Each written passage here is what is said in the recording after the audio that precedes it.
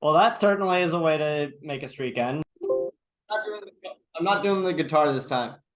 Screw that. I'm not playing Panic at the Disco. You will not make my guitar touch Panic at the Disco. They're not good. Panic at the Disco kind of sucks. What am I saying? Panic at the Disco released literally the worst album of 2022. End of story. Viva Las Vengeance is literally the worst pop punk song I have heard in my entire life. If you are not counting the entirety of Falling in Reverse's discography. Bruins lose 4-3 in the shootout against the Vegas Golden Knights at home. So our undefeated streak at home is over. However, our streak of continuously getting a point at home is technically still alive because we did get a point out of this. I'm not gonna lie, this was one of the most interesting games I've seen the Bruins play this season. I mean, not entirely for the best, not entirely for good reasons, and not entirely for bad reasons. Let's start off with the basics. This was a Bruce Cassidy revenge game. This was the first. This is the first time that Bruce Cassidy coached against the Bruins for ever since getting fired by them.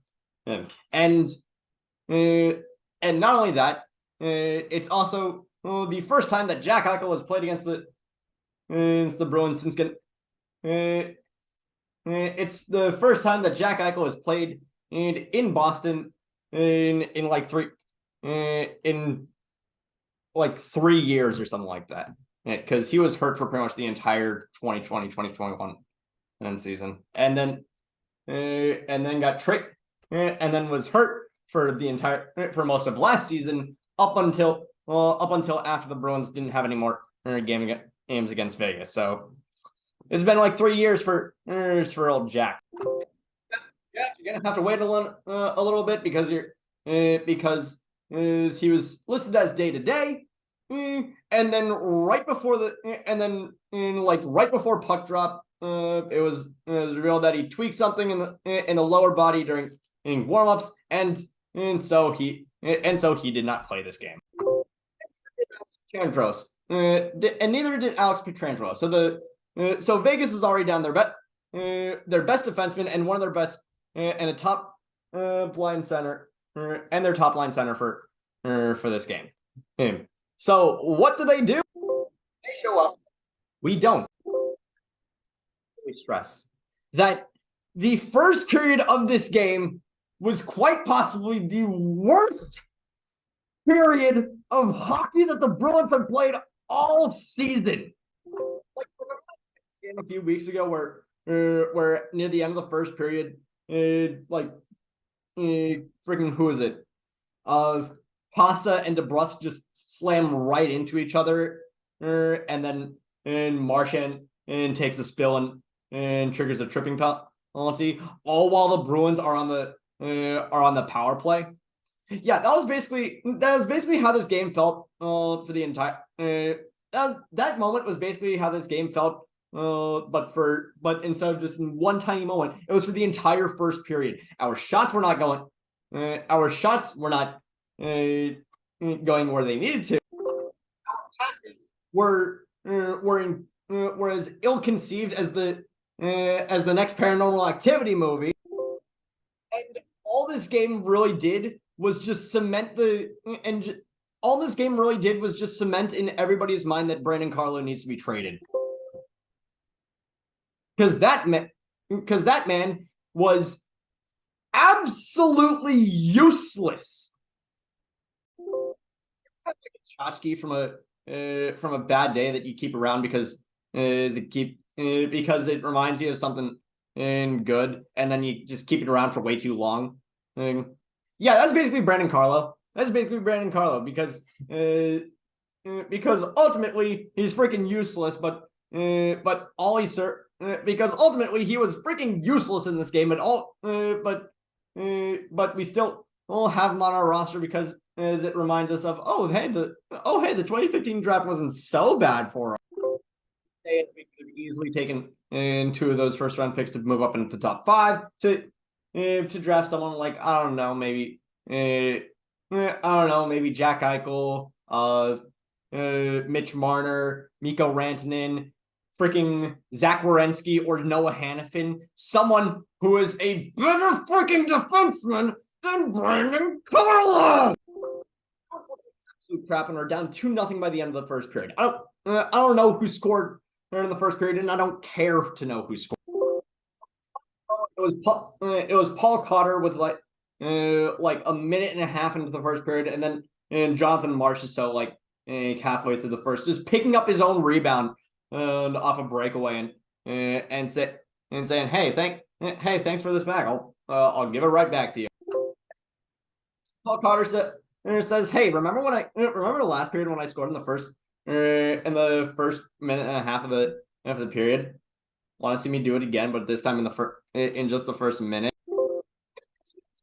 Like, this man doubled doubled the amount of goals he's had all season in just one night, and at the same and additionally he scored and additionally he made up half the goals that he's scored ever, in a third of the goals he scored ever in this one night. The dude came into this game with 2 goals all season and 4 goals in his career. After this, he ends it with 6. So congratulations, Mr. Cotter. You're moving up in the world, I guess. Something magical happens. Brad Marchand basically just said, "Hi, how are you?" Takes a pass across the crease from I think Bergeron, and just taps it in past Logan Thompson to at least generate some sort of momentum for the Bruins. It's until Trent Frederick ends up going for tripping. Thank God we kill it. It was hilarious how through all of this we didn't allow a single goal on the penalty kill, because we didn't allow a single power play goal all game. I'm genuinely surprised. And then we get something else that's fun, and someone who's a little bit goated with the sauce is Mr. David Pastrnak. Just completely just shoulder checks a Vegas defender, pretty much wrestles the puck away, spins around and just rips the puck right off of Logan Thompson's shoulder and into the net for the to close the gap to 1 and just before the end of the second period. Starts not long after it does. Keegan Kolzar goes for holding, and just like that, less than just over 20 seconds later, Zach Whitecloud goes for tripping, and so we get a minute 37 of a 5-on-3. And what do we do with it? Of a 5-on-3, pretty much not much, except we do set up our goal for the 5-on-4, because Taylor Hall took notice of what Jonathan Marchessault said, and Taylor Hall took note of what Jonathan Marchessault did in the first period, and he's wait, you can pick up your own rebound. I didn't mean that to be rude to Taylor Hall. I just constantly notice that dude never closes his bottom lip. It's just always protruding. That's not important. I'm sorry I brought it up. Anyway, Taylor Hall basically takes notice of that and says, "You know what? I'm gonna do the same thing." And he shoots it off of Logan Thompson, picks up his own rebound, and goes to the top shelf with it to tie the game at 3, with like 15 minutes left in the game. And then the posts, frickin', we get another call of Martha. The barn is on fire. Throughout the last 10 minutes of the third period and the entirety of overtime, the Bruins just could not stop hitting the post. It's like someone put a freaking magnet in it. Granted, it made the game so exhilarating to watch. Like this was this honestly goes into the into the catalog of best games played so far this season. In that includes that includes both the Carolina game that happened on Black Friday and the and the Rangers game from a few weeks ago. If you're gonna shoot that much, put it on the net. Don't put it on the post.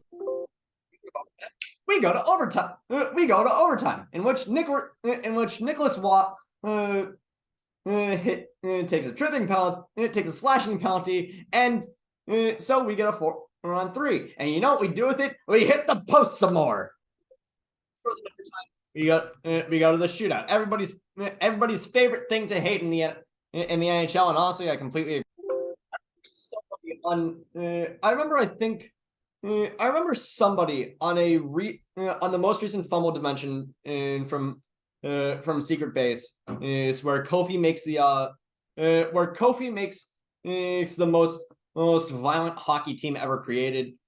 Somebody said that the shootout was that the shootout was stupid and should be replaced with a second 3-on-3 overtime period, and after that, just bring back the tie. I agree with that. I agree with that sentiment. That should absolutely be how it works. But alas, that occurs in a universe in which Gary Bettman does not have any power. Marchand, nothing. Goes to Nicholas Waugh, nothing. Goes to Jake DeBrusk, nothing. Goes to Paul Cotter, does not get his third goal of the game. Goes to Pastrnak. Oh, he's dangling the shit out, and he misses it. Then it goes to Jonathan Marchessault, nothing. Then it goes to Taylor Hall, nothing. Then it goes to Shea Theodore, nothing. Charlie Coyle, nothing. And then the former Bruin, the only way it can end, the former Boston Bruin, Riley Smith, taken with the 69th pick in the 2009 draft. Nice, by the way. He puts it right through Swayman's wickets. And that is how the streak ends. Look, we all knew that we all knew that we were never going to go 41-0-0 at home. But at the same time, I feel like this is the least extravagant way to do it, to finish that off. Besides, I would rather us lose our first game at the Garden when in a game where we are clearly in it the entire time. Not one where we decide, you know what, we're going to start playing at the 25-minute mark of the game. And that's honestly the most frustrating part of this game. This game was completely winnable. This game was winnable, and we didn't need to go down 2-0 in the first period. This did not need to happen. But it did. And there's nothing that we can really do to erase it. So you got a 3-game road gauntlet ahead of you, bro. Like Carolina, that's going to be a really not Carolina. You play Colorado again. That's going to be really interesting. Colorado. I mean, I don't know if Arturi Lehkonen's going to be healthy. I mean that cuddling session with McAvoy kind of mangled things just a little bit. But still, yeah, it's Arizona, which, I mean, come on, it's Arizona. They're just happy to be there. And I completely respect that. And to cap off the gauntlet, you got another matchup against Vegas. Look, honestly, I'm proud of the Bruins for coming out of for getting this far into the gauntlet. 6 games in, and you've gotten 9 points out. And you gotten 9 points out of it. I expected us to come out with honestly at most 8 points. I thought that we were gonna have just a little bit more trouble. Well, and sure, this definitely was trouble. But hey, sometimes you need sometimes you need a good kick in the nads just to make sure, just to remind yourself that you're. That's painful. Don't give yourself a kick in the nads. You got 2 days before your game against Colorado. What are you going to do then? You're going to show up in the first period and actually and go back to your October form. You're gonna recreate what happened on Saturday to them. Let's hope that you do. And that is it for Into the Den, everybody. Thank you all so much for watching. Click like if you like, click subscribe if you really like. Up there's my most recent video, and down below is my twitch.tv and Tampa Bay Thrives is to help kids that struggle with mental health issues and body image issues. See you guys all again on Wednesday. Take care.